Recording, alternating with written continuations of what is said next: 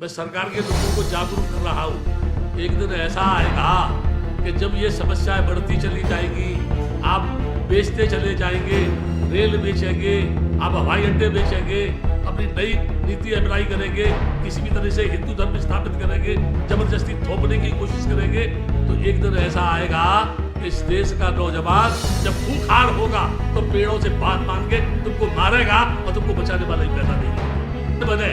ये देश का दुर्भाग्य है कि जब कोई जहाज, दुनिया का कोई जहाज ये खरीदते हैं, हमारे देश के मूर्ख मंत्री नींबू रख करके नीचे उसकी पूजा करते हैं। और अभी अभी ये जो अब कोरोना वायरस चल रहा है, देश का प्रधानमंत्री कहता है ताली बजाओ, देश का प्रधानमंत्री कहता है ताली बजाओ, है ना। और मैं क्या कहता हूँ, 33 करोड़ देवता एड़ी चोटी का जोर लगाए, उनके बाप भी इसको नहीं रोक पाते, तो किस बात के है? निकम्मे है, नालायक है गुरु है। और जब ये कहा जाता है, लेकिन गुरु कहता है बुद्ध ने इस देश को नपुंसक बनाया, बुद्ध ने नहीं, इस देश के देवता नपुंसक है। जिनको जगत गुरु कहा जाता है, मैं इस देश के बड़े बड़े पंडितों से पूछता हूँ, नेताओं से पूछता हूँ, मनीषियों से पूछता हूँ, हिंदू धर्म की स्थापना करने वाले लोगों से पूछता हूँ, कितने लोग दुनिया के उनको गुरु मानते हैं? कोई मुझे बताए, फिर वो जगत गुरु कैसे हो गए? यानी ये कहे तो वो जगत गुरु भी हो जाएंगे, परमात्मा हो जाएंगे, भाग्य के निर्माता हो जाएंगे, सृष्टि के रचयिता हो जाएंगे।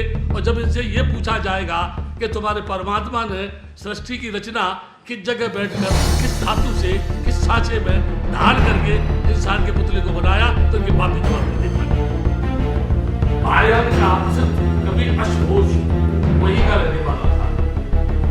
कहीं भी इतिहासकार कोई भी आज तक ये सिद्ध नहीं कर पाया कि राम का वहां कभी जन्म।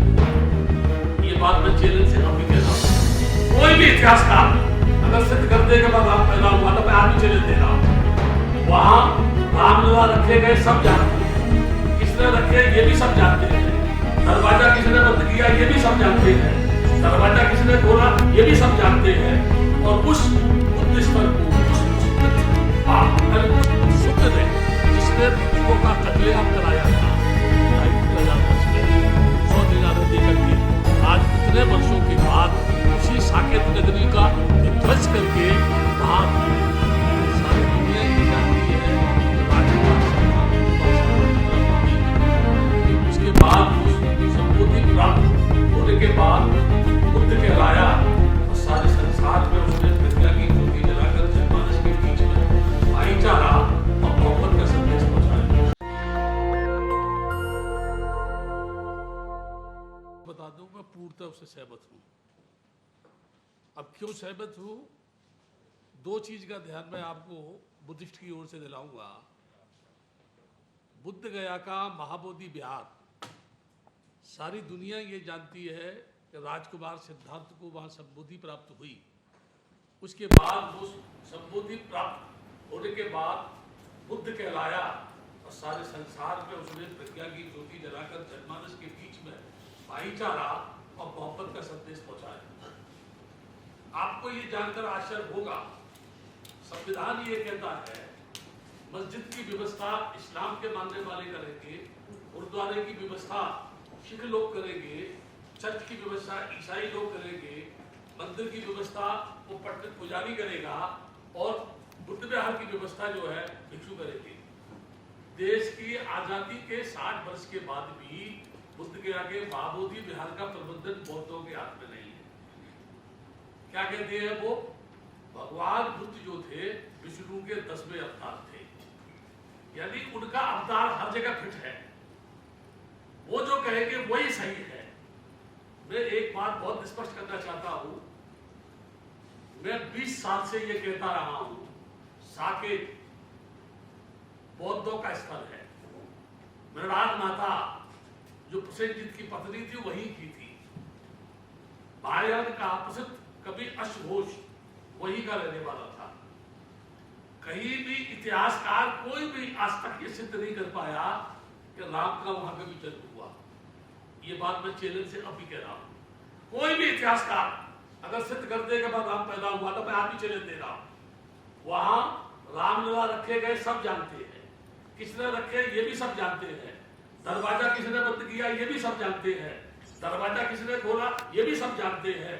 और उस बुद्ध स्थल को उस पुष्पित शुंग ने, जिसने भिक्षुओं का कत्लेआम कराया था 2,500-3 हजार वर्ष पहले 100 दीनार दे करके, आज उतने वर्षों के बाद उसी साकेत नगरी का विध्वंस करके वहाँ राम मंदिर की स्थापना कर दी और बड़ी हरदर्मी के साथ। और उसमें भी मैं ये कहना चाहता हूँ कि जो ट्रस्ट बना या जो कुछ भी हुआ, जो लोग लड़ने वाले थे उन पर छोड़ने के बजाय सरकार ने उसका ट्रस्ट बनाया और पूरी तरह से सरकार उसमें सम्मिलित है, भागीदारी है उसके अंदर। ये लोग इस देश में हिंदू गणराज्य स्थापित करना चाहते हैं। इसकी बात कहने से पहले मैं 2 बात स्पष्ट कर दूं मैं आपके सामने। डॉक्टर अंबेडकर, जिन्हें दुनिया के लोग बोध सत्य के नाम से जिन्होंने नवाजा, बौद्ध लोगों ने, उन्होंने भारतीय संविधान की रचना की, सब लोग जानते हैं। कभी कभी ये भी बात आती है सुनने में कि उन्होंने संविधान नहीं बनाया, वो तो उसकी प्रारूप समिति के अध्यक्ष थे। मैं यहाँ ये 2 चीज़ स्पष्ट कर रहा हूँ। जिस समाज में, जिस माहौल में, जिन परिस्थितियों में डॉक्टर अंबेडकर का जन्म हुआ, जो अपमान, जो जलीलत उन्होंने अपनी जिंदगी में भोगी, तो उनके दिमाग में प्रश्न था, आम आदमी की तरह से इंसान होने के बाद भी क्या कारण है कि मेरे साथ अनटचेबिलिटी का व्यवहार किया जाता है, इसका मूल कारण क्या है।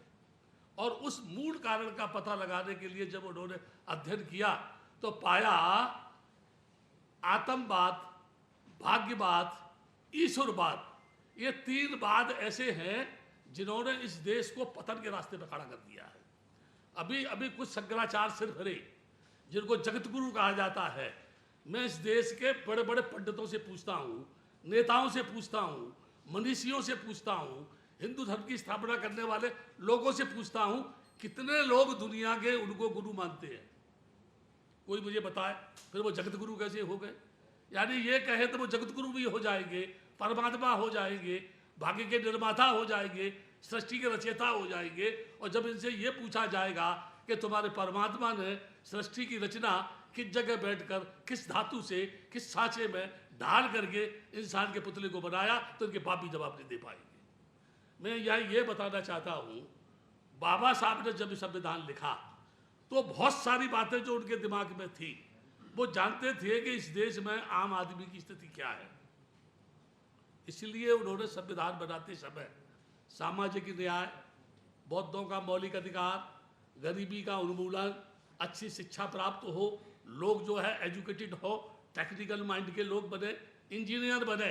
ये देश का दुर्भाग्य है कि जब कोई जहाज, दुनिया का कोई जहाज ये खरीदते हैं, हमारे देश के मूर्ख मंत्री नींबू रख करके नीचे उसकी पूजा करते हैं। और अभी अभी ये जो अब कोरोना वायरस चल रहा है, देश का प्रधानमंत्री कहता है ताली बजाओ, देश का प्रधानमंत्री कहता है ताली बजाओ, है ना? और मैं क्या कहता हूँ, 33 करोड़ देवता एड़ी चोटी का जोर लगाएं, उनके बाप भी इसको नहीं रोक पाते, तो किस बात के हैं? निकम्बे हैं, नालायक है वो जो है। और जब ये कहा जाता है, जगत गुरु कहता है बुद्ध ने इस देश को नपुंसक बनाया, बुद्ध ने नहीं, इस देश के देवता नपुंसक है, उन्होंने ही लोगों को नपुंसक बनाया। काश उनको बुद्धिजीवी होने की शिक्षा दी गई होती, काश उनके माइंड को डेवलपमेंट किया गया होता, तो मैं समझता हूँ ये जगत गुरु को ये बात कहने की आवश्यकता नहीं थी। ये पार्लियामेंट जो है, जिसमें कभी गरीबी की उन्मूलन की चर्चा होनी चाहिए, कभी देश में शिक्षा का एक उच्च स्तर पहुँचाने की बात होनी चाहिए, बेरोजगार लोगों की रोजगारी प्रदान हो, उनको इसकी बात की चर्चा करनी चाहिए, अच्छे विद्यार्थियों का निर्माण हो, इसकी चर्चा करनी चाहिए, अच्छी पैदावार हो, उसकी चर्चा करनी चाहिए।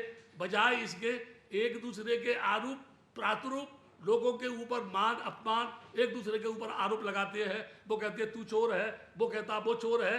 मैं समझता हूँ चोर मंडली इकट्ठी होकर के पार्लियामेंट में बैठी हुई है, जो पार्लियामेंट की बात को समझती नहीं, संविधान को समझती नहीं, संविधान के कानून को नहीं समझती। बुद्ध ने कहा था कभी, भूख सबसे बड़ा रोग है।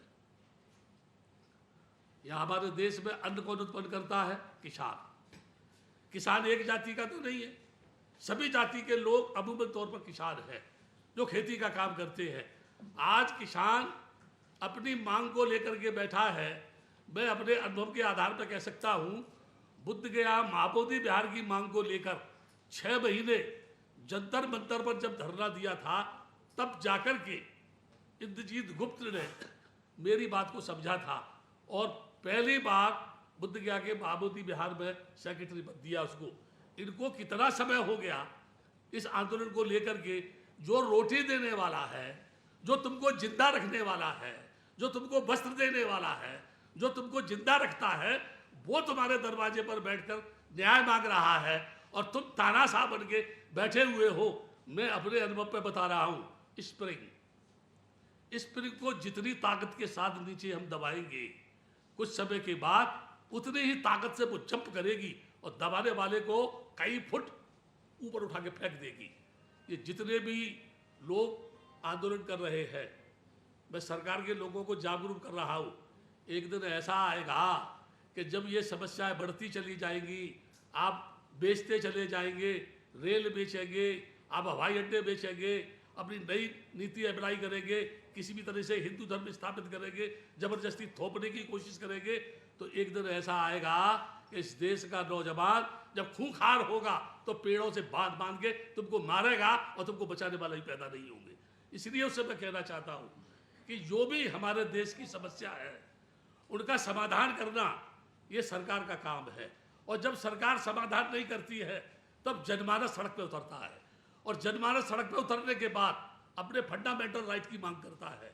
मैं इस मंच से, चाहे किसानों का आंदोलन हो, चाहे लोगों की बेरोजगारी की बात हो, जितनी भी समस्याएं हैं इस देश में, उनके समाधान में अगर पूरे देश में जन आंदोलन शुरू होता है तो कंधे से कंधा मिलाकर पूरे देश के भिक्षुओं के साथ मैं उसका समर्थन ही नहीं करूंगा, बल्कि उसमें आगे आगे चलूंगा और जब तक चलूंगा जब तक कि वो समस्या हल नहीं हो जाती। मेरा ज़्यादा मैं व्याख्या नहीं देना चाहता, क्योंकि अभी मैंने टाइम मांगा था प्रधानमंत्री से, उन्हीं के किसी आदमी के माध्यम से, तो उन्होंने कहा जो शख्स मुझको गालियाँ देता है और आप मुझे उससे मिलवाना चाहते हैं, अगर सामने मुलाकात हुई तो मुझे और ज़्यादा गालियाँ देगा। यानी मैं गाली देता हूँ, मैंने कौन सी गाली दी है यहाँ पर जो है, लेकिन मैं ये जरूर कहता हूँ प्रधानमंत्री जी या तुम्हारे जो नुमाइंदे हैं, तुम्हारे बाप की जमींदारी नहीं है। तुम्हारे बाप ने तुमको कोई यानी जो वसीयत में या रजिस्ट्री नहीं किया तुम्हारे नाम से कि तुम जिंदगी भर बैठे रहोगे। जब वो 60 वर्ष की कांग्रेस सड़क पे आ सकती है तो तुम तो क्या, तुम्हारे बाप को भी सड़क पे आना पड़ेगा। ये मेरी भविष्यवाणी है, वक्त का इंतजार करो, वो दिन दूर नहीं कि जब तुमको सड़क पे आना पड़े। और जब तुम सड़क पे आ जाओगे तो ऐसी स्थिति होगी 2 टके में भी तुमको कोई नहीं पूछेगा। इससे अच्छा ये है कि होश में आओ और किसान आंदोलन की जो समस्या है उसका ही समाधान न करने के यानी करने के साथ साथ जो लोग भी बेरोजगार हैं उनको रोजगार दो और नई नई टेक्निक निकाल करके इस देश का विकास करो, तभी देश का विकास होगा, तभी तुम एक अच्छे प्रधानमंत्री साबित होगे। नहीं तो आने वाला इतिहास तो मैं माफ़ नहीं करेगा और तानाशाह की दृष्टि से तो मैं बदनाम करेगा। इतना ही कहकर आप सबको धन्यवाद देके मैं आपको आशीर्वाद प्रदान करता हूँ और इसके साथ साथ ये घोषणा करता हूँ कि इससे पहले भी इस तरह का आंदोलन मैं पूना से लेकर के सोलापुर और सोलापुर से पूना, पूना से बॉम्बे तक कर चुका हूँ। और इस संबंध में मेरी ये राजरत्न अंबेडकर जी से पहले बात हुई है और आज भी मैं कह रहा हूँ यहाँ पर कि इस कदम को लेकर आप आगे चलो। सारे देश का बौद्ध भिक्षु आपके साथ है और आपके साथ बौद्ध भिक्षु ही नहीं, कोई भी माइनॉरिटी का आदमी जो जुल्म और अत्याचार का शिकार हो रहा है वो हम सब मिलके आपके साथ है। इसको लेके आगे चलो। नेशनल दस्तक की आपसे गुजारिश है कि अगर इसको बचाना चाहते हैं तो नेशनल दस्तक को सब्सक्राइब करने के लिए रेड कलर के सब्सक्राइब बटन को दबाएं, फिर बेल आइकन की घंटी दबाएं। नेशनल दस्तक को बचाने के लिए बहुत जरूरी है कि हर खबर को शेयर करें, लाइक करें, कमेंट जरूर करें।